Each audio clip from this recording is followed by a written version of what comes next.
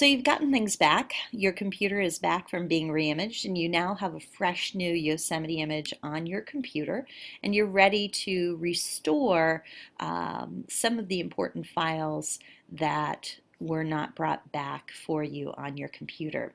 So where you'll find those files are in your Time Machine backup. You can see here my Time Machine shows up as a little drive on my desktop. When I double click on that, you might be in grid view. Make sure that you switch over to list view, only because it will be easier for us to look at these files if you have them listed as you go through here. You'll see a backups folder. When you double click on that, you should see the name of your computer. When you double click on that, you should see a list of any of the backups that have occurred with that backup drive. So you can see here the most recent one was done today at 9:39 a.m.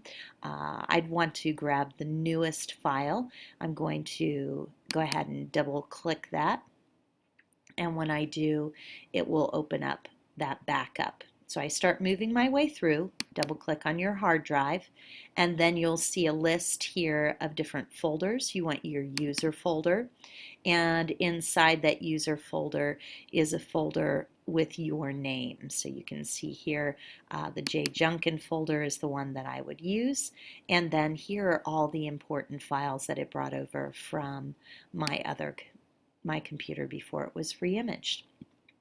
Now I have identical folders on my computer now in my hard drive. So I'm going to leave this window open. I'm going to slide it over here to the left. This is the one from my backup drive.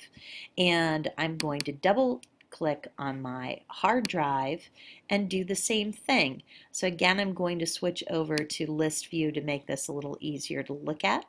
I'm going to double click on my user folder.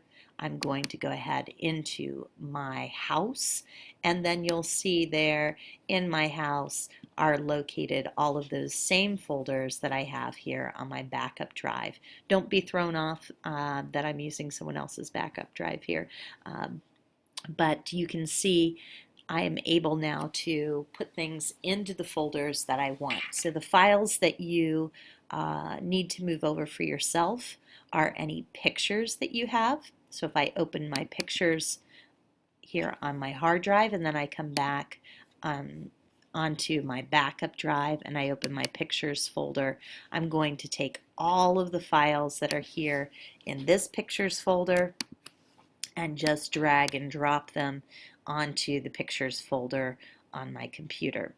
When I do that, it's going to begin copying those items over. You can see it's preparing all of those for me to put them in to the pictures folder.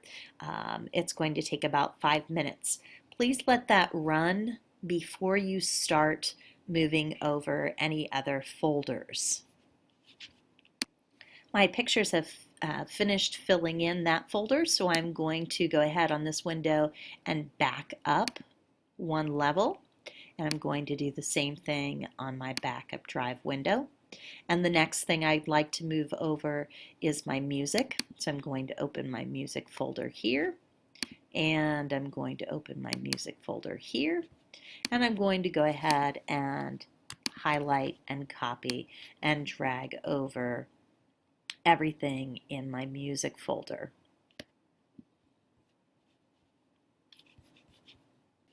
And again, you can see that that is done. I'm going to go ahead and click back in both windows and do the same thing with my movies.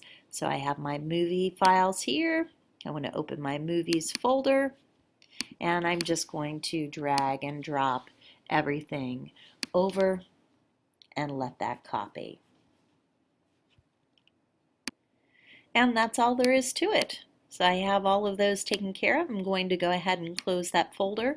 That was the hard drive from my computer, and come back here on my backup drive and just point out to you that you should know that in that backup, in that user folder, it backs up everything. So you can see here any files that I have on my desktop, are located in my desktop folder. Anything that I have filed in my documents are backed up in my documents folder.